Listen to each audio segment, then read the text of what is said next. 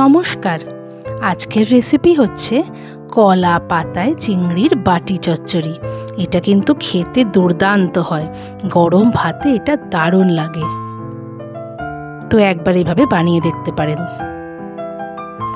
তো আমি নিয়ে নিয়েছি চিংড়ি মাছ, এখানে 200 গ্রাম চিংড়ি মাছ নিয়েছি। ভালো করে আমি পরিষ্কার করে নিয়েছি আর খোসাটাও বাদ দিয়ে দিয়েছি। একটা বড় সাইজের পেঁয়াজ আমি পাতলা পাতলা করে কেটে নিয়েছি, দিয়ে চিংড়ি মাছটার ওপরে দিয়ে দেব।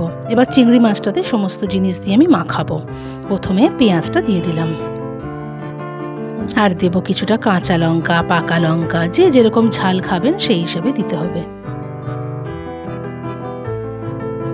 দেব হলুদ গুঁড়ো, এই 1/2 চামচের একটু কম, আর দেব শুকনো লঙ্কার গুঁড়ো, ওটাও কমই দিয়েছি। আর লবণ দিয়ে দেব 1/2 চামচের একটু বেশি। আর এখানে কালো সর্ষে আর সাদা তিল আমি পেস্ট করে নেব। আপনারা এখানে কালো সর্ষে আর সাদা সর্ষেও দিতে পারেন। তো পেস্টটা আমার হয়ে গেছে, এই যে এরকম।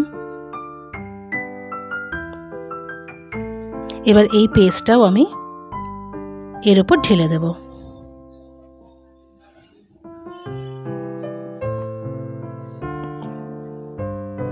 দেব সর্ষের তেল, বেশ খানিকটা দিতে হবে, কারণ এতেই পুরো ব্যাপারটা মাখা হবে আর টেস্টও হবে। ভালো করে হাতে এভাবে মেখে নিতে হবে।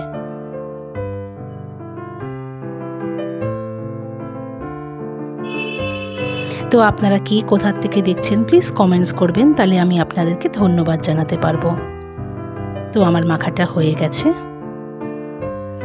এবার ফ্রাইং প্যানে আমি একটা কলা পাতার এক সাইডকে 2 টুকরো করে নিয়েছি, দিয়ে একটা নিচে দিয়েছি, একটা উপরে, ঠিক এইভাবে দিয়ে দিয়েছি। দিয়ে একটু গরম করে নেব। একটু গরম হয়ে গেলে আঁচটা কমিয়ে আমি পুরো চিংড়ি মাছ যেটা মেখে রেখেছিলাম সেটা ঢেলে দিলাম। একটু ছড়িয়ে ছড়িয়ে দিচ্ছি, যাতে পুরোটাই যাতে ভাপে সুন্দরভাবে হয়ে যায়। একটু এরকম ছড়িয়ে দিতে হবে,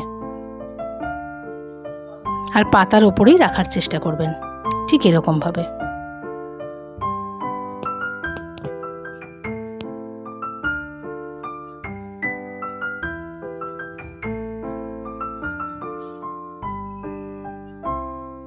দিয়ে আমি ঢাকা দিয়ে একদম আঁচ কমিয়ে এই 12 থেকে 15 মিনিটের জন্য রেখে দিয়েছিলাম। তো ঢাকনা খুলে একটু জল জল আছে, এই জলটা টানিয়ে নেব আমি, একটু শুকনো শুকনো করে নেব। তো এখন একটু আঁচটা বাড়িয়ে দিলাম।